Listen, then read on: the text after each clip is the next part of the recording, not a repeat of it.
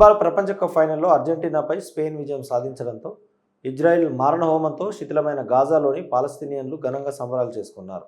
గతంలో పాలస్తీనా దేశానికి స్పెయిన్ ప్రభుత్వం అందించిన మద్దతుకు కృతజ్ఞతగా అక్కడ ప్రజలు స్పెయిన్ జట్టుకు మద్దతు తెలిపారు. గాజాలోని నుసీరత్ శరణార్థి శిబిరంతో పాటు ఇతర ప్రాంతాలలో పాలస్తీనియన్లను పెద్ద సంఖ్యలో కేఫ్ల వద్ద వీధుల్లో గుమిగూడి ప్రత్యేకంగా ఏర్పాటు చేసిన స్క్రీన్ల ద్వారా మ్యాచ్ను తిలకించారు.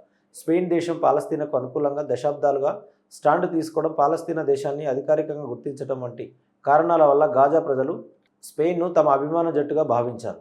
నిత్యం యుద్ధ వాతావరణం, కష్టాలతో సతమతమవుతున్న గాజా వాసులకు స్పెయిన్ విజయం ఒక అరుదైన ఆనందాన్ని, మానసిక ఉల్లాసాన్ని అందించింది.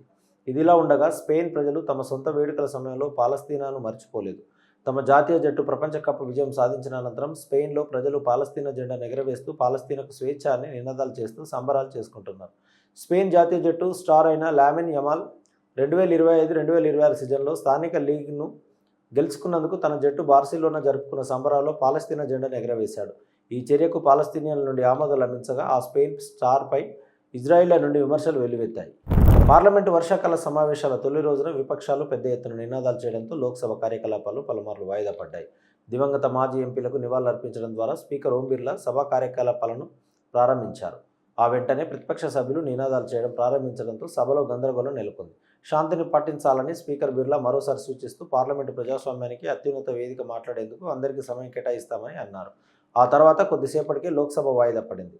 కాగా ఇదే అంశంపై రాజ్యసభ సభలో తీవ్ర గందరగోళం చెలరేగింది. నీట్ పేపర్ లీకేజ్ వ్యవహారం, దానికి వ్యతిరేకంగా ఆందోళన చేస్తున్న విద్యార్థులపై జరిగిన పోలీసుల లాఠీచార్జ్, రామ్ మందిర్ విరాళాల కుంభకోణం వంటి అంశాలపై ప్రతిపక్షాలు నిరసన చేపట్టాయి.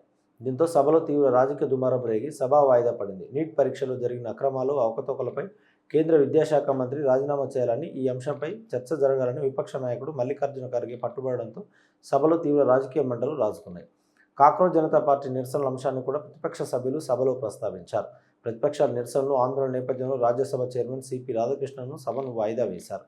అంతకుముందు ప్రధాని మోడీ మీడియాతో మాట్లాడుతూ పార్లమెంటు సజావుగా సాగడానికి, అర్థవంతమైన చర్చలు జరగడానికి, దేశాన్ని ముందుకు తీసుకెళ్లే సామూహిక సంకల్పాన్ని పెంపొందించడానికి అనుభవజ్ఞులైన పార్లమెంటేరియన్ల జ్ఞానం భారత్కు అవసరమని పేర్కొన్నారు. వర్షాకాల సమావేశాలు ప్రారంభమవుతున్నాయి. దేశం అభివృద్ధి పథంలో వేగంగా దూసుకెళ్తుంది. పార్లమెంటు స్ఫూర్తి ఆ వేగానికి కొత్త శక్తిని ఇస్తుంది. దేశ లక్ష్యాన్ని సాధించడానికి సానుకూల దృక్పథం చాలా అవసరం. పార్టీలతో సంబంధం లేకుండా మన పార్లమెంట్లో ఎంతోమంది అనుభవజ్ఞులైన సభ్యులు ఉన్నారు. ఇలాంటి సమయంలో పార్లమెంటుకు, దేశానికి వారి అనుభవం, జ్ఞానం ఎంతో అవసరం. కాబట్టి పార్లమెంటు సజావుగా సాగడం, అర్థవంతమైన చర్చలు జరగడం, దేశాన్ని ముందుకు తీసుకెళ్లే సామూహిక సంకల్పం ప్రస్తుత తరుణంలో అత్యంత అవసరమని నేను భావిస్తున్నానని ప్రధాని అన్నారు. అలాగే నిర్మాణాత్మక చర్చల్లో పాల్గొనాలని, ప్రతి గొంతుకు అవకాశం లభించేలా చూడాలని ప్రధానమంత్రి పార్లమెంటు సభ్యులకు పిలుపునిచ్చారు. పార్లమెంటు సభ్యులందరూ సభా కార్యకలాపాలలో పూర్తి మనసుతో పాల్గొనాలని నేను ప్రోత్సహిస్తున్నాను అని మోదీ అన్నారు. పార్లమెంటు వర్షాకాల సమావేశాల మొదటి రోజున తిరిగి సమావేశమైన లోక్సభ ప్రతిపక్షాలు తమ నినాదాలు కొనసాగించడంతో పలుమార్లు వాయిదా పడింది. లోక్సభ కేవలం 7 నిమిషాలు మాత్రమే కొనసాగింది. విద్యా సంస్కరణ డిమాండ్తో కాక్రోజ్ జనతా పార్టీ నేడు చేపట్టిన చలో సంసద్ ర్యాలీ కారణంగా ఢిల్లీలో ఉద్రిక్త పరిస్థితులు నెలకొన్నాయి.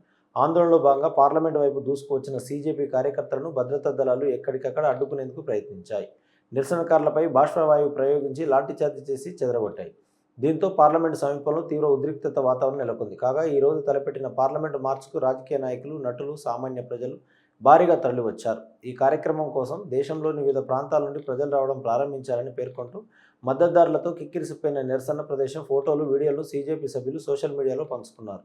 ఇదిలా ఉండగా ఢిల్లీలోని సఫ్దర్జంగ్ ఆసుపత్రిలో చికిత్స పొందుతున్న సామాజిక కార్యకర్త సోనం వాంగ్చుక్ చేసిన విజ్ఞప్తి మేరకు కాక్రోజ్ జనతా పార్టీ వ్యవస్థాపకుడు అభిజిత్ దీప్కే తన నిరాహార దీక్ష నేడు విరమించారు.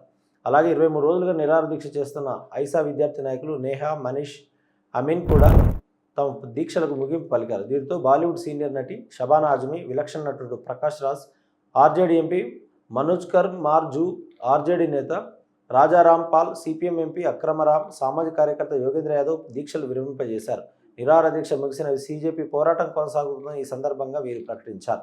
మరోవంక సీజేపీ ప్రతినిధులు సౌరవ్ దాస్, అశుతోష్ రాంకా కేంద్ర ఆరోగ్య మంత్రి జేపీ నడ్డాతో సమావేశం కావడానికి బయలుదేరారు. విద్యా వ్యవస్థలో సంస్కరణలు, పరీక్షల నిర్వహణలో పారదర్శకత వంటి డిమాండ్లపై ప్రభుత్వంతో చర్చలు జరపనున్నట్లు పార్టీ వెల్లడించింది. ఈ విషయమై సౌరవ్ దాస్ ఎక్స్లో స్పందిస్తూ ప్రభుత్వం చర్చలకు ముందుకొచ్చిందని, తమ డిమాండ్లు స్పష్టంగా ఉన్నాయని పేర్కొన్నారు. యువత పెద్ద సంఖ్యలో ఉద్యమానికి మద్దతుగా నిలుస్తుందని, చర్చల ద్వారా సానుకూల పరిష్కారం లభిస్తుందని ఆశాభావం వ్యక్తం చేశారు. ప్రభుత్వం చర్చలకు సిద్ధమవడం ఆలస్యంగా జరిగినప్పటికీ సమస్య పరిష్కారానికి తాము సిద్ధంగా ఉన్నామని తెలిపారు. అయితే ప్రభుత్వ వైఖరిపై ఇంకా స్పష్టత లేదని, ఇప్పుడు నిర్ణయం తీసుకోవాల్సింది ప్రభుత్వమేనని వ్యాఖ్యానించారు. వాస్తవ వార్తలకు ప్రమాణం టీవీ వర్తమానం. ఈ వార్తలు ఇంతటితో సమాప్తం. మరిన్ని విశేషాలతో మళ్ళీ కలుద్దాం. నమస్కారం. సబ్స్క్రైబ్ చేయండి, షేర్ చేయండి, కామెంట్ చేయండి, లైక్ చేయండి. వర్తమానాన్ని ప్రజలకు తీసుకెళ్ళండి. ధన్యవాదాలు. Thank you.